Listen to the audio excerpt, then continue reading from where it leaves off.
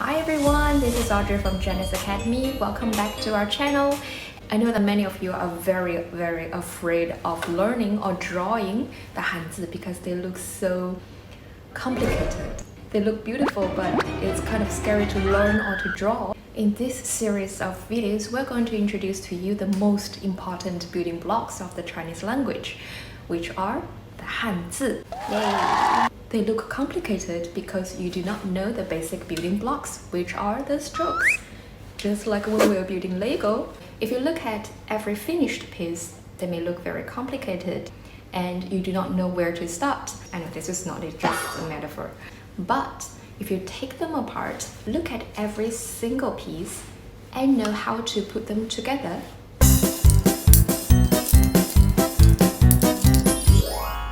it's not that difficult, right? It's very similar with writing Chinese characters because if you know every single piece, which is the stroke, and how to put them together, you will easily build a house or easily draw a character. Trust me. So in this video, I'm going to teach you the basic building blocks of all the Chinese characters, which are the strokes. We'll have a very step-by-step video for you to learn how to put the pieces together to build your own house or to build your own character. It's fun. So before we even start writing the strokes, I'm going to state in the rules of writing Chinese characters because this is really important for you to write beautiful characters. So I think it applies for most right-handers, and if you're left-handers, I think you're just going to apply the opposite. So the common rule for writing Chinese character is always left to right, top to bottom. Always remember these two rules: left to right and top to bottom. How about this diagonal stroke? Of course you can apply left to right and top to bottom together. The na is left to right and top to bottom together. But for some rare cases, we do have right to left, but it's left falling, so we have no choice but to write this way. But it's always top to bottom. So let's write all the basic strokes now. The first one is just a simple dot. Like that. Again, Chinese writing sequence is always left to right, left to right, left to right. And another way of writing this is starts from here.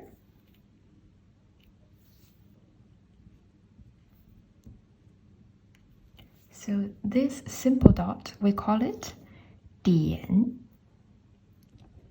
的 一 an 点. So this is a 点. You can either go this way or that way. Next one, we have just a horizontal stroke. We call it 横. Just go, remember it's left to right. 横 is just going from left to right, left to right. And we call it 横. So this is 点 and this is 横. The next one we have 竖. 竖 is just a vertical stroke. And we write from the top to bottom. It's a vertical stroke. We call it 竖. So this is a 竖. It's just from top to bottom and top to bottom. We call it 竖. This is a 树. It has the same pronunciation as the tree, so it's kind of interesting. And next one, we have a downward stroke to the left. It's kind of left falling. We call it 撇. 撇. You can write a little bit longer as well. So this one is 撇, just left falling, left falling, 撇.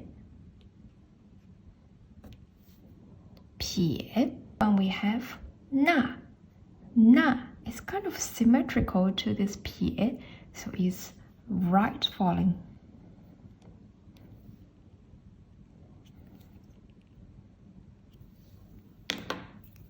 So it's right falling, fall to the right. This one we call it na, na. We combine a few of these strokes, we can already have a lot of characters. Before combining, this is number 1, E, E, and if I combine the horizontal stroke with the vertical stroke, I have the number 10, 10, 10. And if I have the 撇 and na together, I have the person, 人, 人. And if I combine one more stroke, the horizontal stroke, together with my 人, I have the 大, 大. Interesting, huh? And one more. If I have the 人 on top, I have the vertical stroke. At the bottom, I have 个, 个, the general measure word. If I have the 大 and add one more dot, I have the dog, 犬, 犬. If I have two persons, two people, I have the 从, which means follow. And if I have 3, I have the crowd, 众. Chinese is easy. Don't be afraid of the Hanzi. Okay, let's see more strokes. If you go up, it's an upward stroke. Go up, that one we call it a T. T is going up diagonally, so that is a T. T. Let's try to create a hook. Go by the horizontal stroke and a hook. Horizontal stroke and a hook. So this one, a hook in Chinese is called go. Go. So remember what is a horizontal stroke? Yes, a 横. So 横勾. 横勾. We call it 横勾. Go is a hook. And how about a vertical hook? So remember what is our vertical stroke? 竖. So we have a 竖 first and a hook. I have a vertical stroke first and a hook. So this is a better one, obviously. So it's called 竖钩. So 竖钩. 竖钩. So we have a 竖 plus a 钩. So that is a vertical hook. How about the slant stroke with the hook? Let's try that. So I'm going to slant a little bit and create a hook. Yes. So slant a little bit and create a hook. Yes. So that is 斜钩. So 斜 is slant. So 斜 is slant. So 斜钩, that's slant stroke with a hook. So it's called 斜钩. Interesting, huh? And these two strokes is more like creating half a box. So I'm going to write this one first. So go horizontal first and go vertical. So horizontal first and vertical. So we call this 横折, 横折. And this is no hook. This is just a vertical, very short vertical stroke.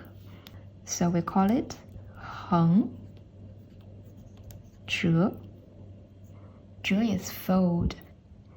竖折. So we're going to create something like this. So create a shu first and a horizontal stroke. So this is shu zhe. There's no hook, but a very short horizontal stroke. So we call this shu zhe. Right? It's kind of like an L, but with a sharp corner.